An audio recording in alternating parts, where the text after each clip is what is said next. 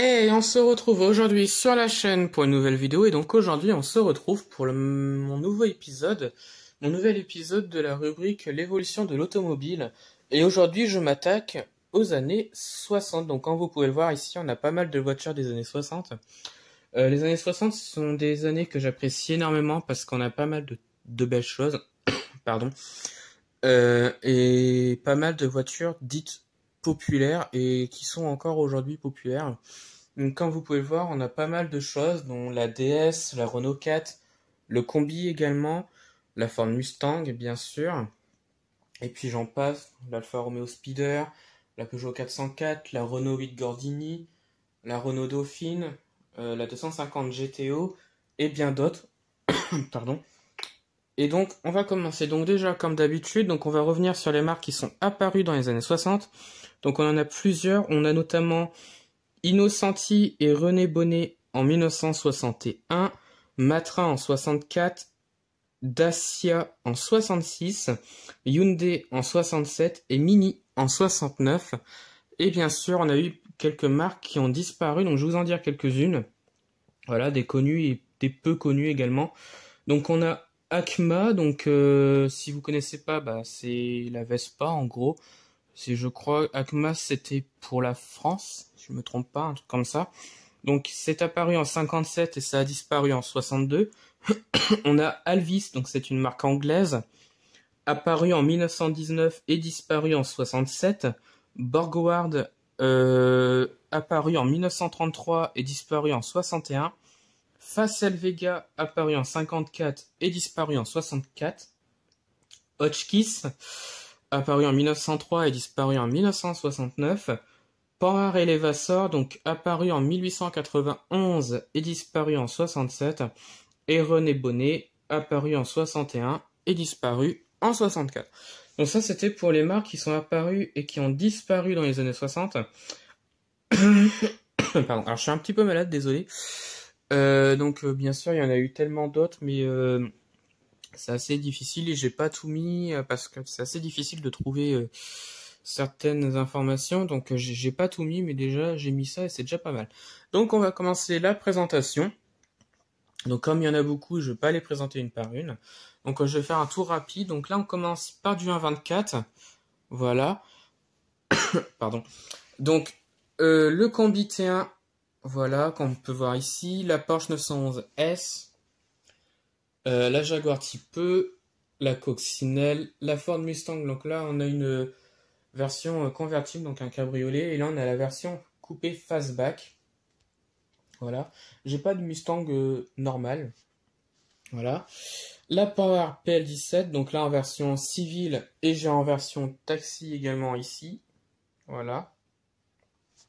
Donc de la société G7, c'était une société de taxi à l'époque. Donc là on a la Power. Ensuite on a la Mini, donc Austin Cooper S. Voilà. La Mercedes, j'ai oublié le nom. Ça va me revenir, mais j'ai oublié le nom. Je vais vous dire ça. La W115-200D. Voilà. Une très belle voiture également. Hop. Ensuite, derrière, on a la Chevrolet Corvette Stingray. La Power 24 BT. Non, c'est une CT, ça. Ouais, c'est une CT. À quoi en reconnaît-on que c'est une C? Parce que les vitres à l'arrière sont plus courtes et les baies, elles sont plus longues. Donc là, c'est une C. Et là-bas au fond, donc, on a une Jaguar MK2. Voilà. On continue ici avec une Austin Mini également. Donc du 1.24. Voilà. Ensuite, on a du 1.18. Donc on en a 3. On a l'ADS qu'on peut voir ici. Voilà.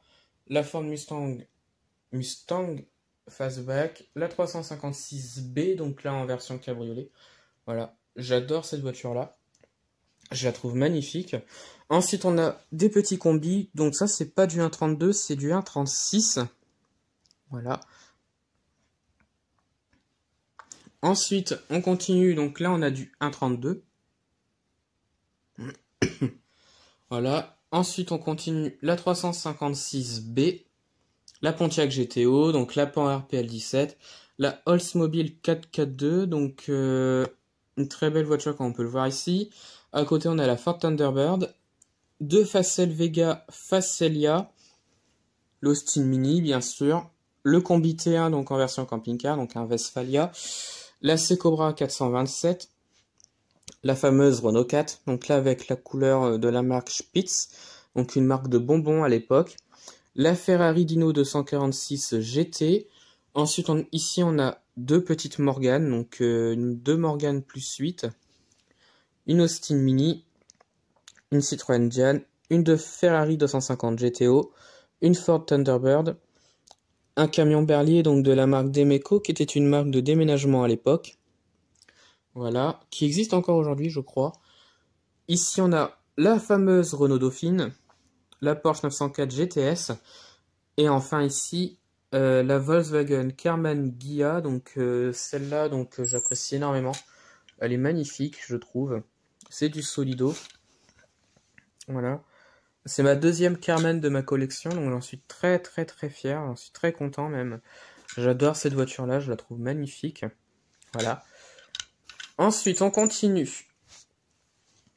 Avec des voitures en bois, donc on a la Renault 4, comme on peut le voir ici, la DS21 du Rallye Monte Carlo, l'Alfa Romeo Speeder, la Méhari. Au-dessus, on a un vieux Ford Transit. Ici, une Austin Mini et une Renault Dauphine. La Ferrari 250 GTO. La Porsche 356B. Ici, on a une Renault 8 Gordini, la Peugeot 404 et sa version cabriolet, donc une 404 cabriolet. Voilà.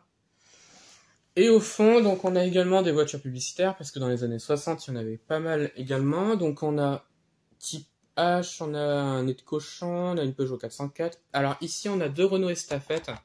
C'est assez difficile à voir, mais c'est bien des estafettes. Une Simca 1000, donc on en a une, deux et trois ici. Un Renault, un type H encore une fois. Ça c'est un type H également, bien modifié par contre. Au fond on a une 403 ici, voilà. Oui 403. En jaune c'est un Berlier, donc de la marque Banania. Type H, Ford Transit, type H, une Facel Vega, Simca 1000, un nez de cochon, deux petits type H. Encore un type H au fond avec la marque Banania. Et à côté, on a un petit combi T1 de la marque Aspro. Voilà. Ensuite, j'ai encore des véhicules des années 60, mais c'est surtout le gros combi qu'on voit là-bas en puzzle et le Lego au-dessus. Donc, ça allait être un petit peu difficile à les mettre ici. Donc, je vous les présente de loin. Voilà. Donc j'ai un petit peu tout présenté. Donc, c'est tous les véhicules que j'ai des années 60. Pour les années 70, j'en aurai un petit peu moins, mais j'en ai également encore. Donc c'est la fin de la vidéo. J'espère que la vidéo vous a plu. Et puis, ah oui, je sais pas ce qui se passe en ce moment, mais je reçois plus aucun commentaire sur mes vidéos. J'ai un petit peu moins de vues, alors je sais pas ce qui se passe. Est-ce que ça provient du fait de la nouvelle loi qui vient sur YouTube? Je trouve que c'est un petit peu... Alors c'est une bonne loi, hein, c'est une loi qui est superbe, mais... Je trouve que ça diminue un petit peu le... Comment je pourrais dire ça? Ça diminue un petit peu l'accessibilité à d'autres personnes. Voilà, ça diminue un petit peu le travail des youtubeurs, entre guillemets. Parce que moi, du coup, j'ai l'impression que ma chaîne n'intéresse plus personne. Et en ce moment, ouais, j'hésite à l'arrêter parce que je me dis, si j'ai un petit peu moins de vues, si j'ai un petit peu moins de commentaires et tout, je me dis à quoi ça sert en fait de faire des vidéos et parler à personne puisque personne ne commente. Donc voilà, donc dites-moi en commentaire s'il vous plaît si c'est normal que je ne reçois plus de commentaires ou autre. Parce que ouais, du coup ça me fait un petit peu peur et je me dis à quoi ça sert en fait. Et donc ça me fait peur parce que ça fait 2 vidéos que je fais à la suite et j'ai plus aucun commentaire sur mes vidéos. Je dis pas que je veux des commentaires, mais c'est vrai que ça fait un petit peu bizarre parce que du jour au lendemain j'en ai plus aucun et ouais, ça fait bizarre. Alors, j'ai plus mes petits habitués d'habitude, j'ai plus mes petits habitués qui mettent des petits commentaires gentils. Et ouais, du coup, je me dis, qu'est-ce que j'ai fait? Voilà, donc ça fait un petit peu bizarre. Donc, rassurez-moi en commentaire, s'il vous plaît. Voilà, si vous pouvez le faire. Donc voilà, donc j'espère que la vidéo vous a plu. Dites-moi en commentaire de ce que vous en avez pensé. si vous pouvez. Et puis retrouvez-moi sur la chaîne pour d'autres vidéos et retrouvez-moi sur Instagram et Facebook, le compte Petite Voiture.